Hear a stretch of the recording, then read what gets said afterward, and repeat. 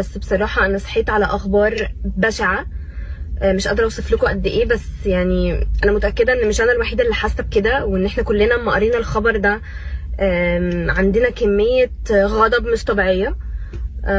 وأنا هنا عشان أقول لكم I feel you، عشان أنا مش فاهمة إزاي فيلم باربي يتأجل من جولاي لأوجست، لآخر أوجست.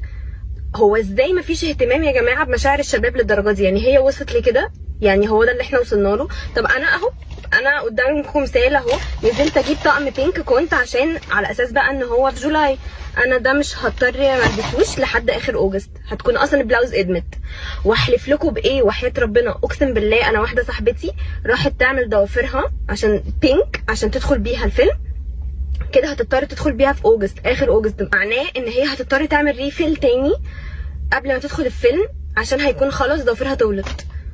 وانا متاكده ان في